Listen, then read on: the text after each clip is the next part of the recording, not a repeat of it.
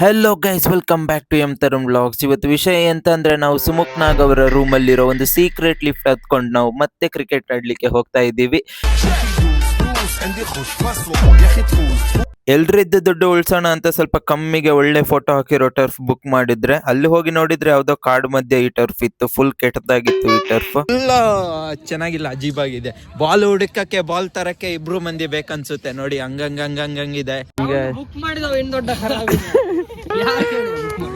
ಹಾಗೆ ಸ್ವಲ್ಪ ಬೈಸ್ಕೊಳ್ತಾ ನಮ್ಮ ಸಂಪ್ರದಾಯದಂತೆ ಸುಜನ್ ಅವರು MN ರನ್ಔಟ್ ಮಾಡಿಸ್ತಾ ಮ್ಯಾಚ್ ಸ್ಟಾರ್ಟ್ ಮಾಡಿದ್ರು.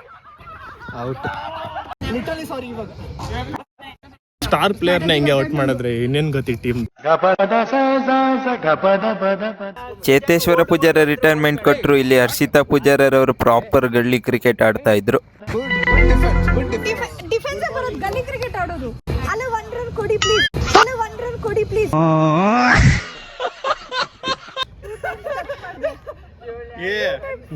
ಎಂತ ಸಾವು ಮರ, ಇಲ್ಲಿ ಕ್ರಿಕೆಟ್ ಆಡಕ್ ಆಗಲ್ಲ ಅಂತ ಡಿಸೈಡ್ ಮಾಡಿ ಜಾಗ ಶಿಫ್ಟ್ ಮಾಡಿದ್ವಿ. ಹಳೆ ಜಾಗ ಸರಿ ಇಲ್ಲ ಅಂತ ಬೇರೆ ಯಾವ್ದೋ ಟೆಕ್ ಪಾರ್ಕ್ ಹತ್ರ ಬಂದ್ವಿ.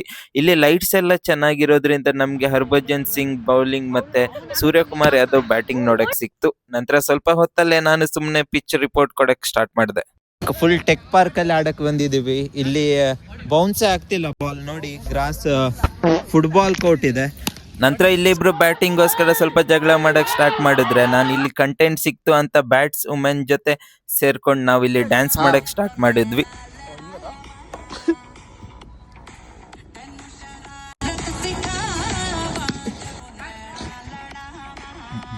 ಮ್ಯಾಚ್ ಮುಗಿಸ್ಕೊಂಡು ವ್ಯಾಲೆಂಟೈನ್ಸ್ ಡೇ ಸ್ಪೆಷಲ್ ಅಂತ ನಮ್ಮ ಚೋಟಾ ಭೀಮ್ ಕಡೆಯಿಂದ ಇಂದುಮತಿಗೆ ಐಫೋನ್ ಗಿಫ್ಟ್ ಕೊಡೋಣ ಅಂತ ಹೋದ್ರೆ, ಅದ್ರ ವಿಧಿ ಆಟ ನೋಡಿ ಅಂಗಡಿ ಎಲ್ಲ ಫುಲ್ ಕ್ಲೋಸ್ ಆಗಿತ್ತು. ನಂತರ ನಾವೆಲ್ಲರೂ ಸೀದಾ ಮನೆಗೆ ಹೋದ್ವಿ.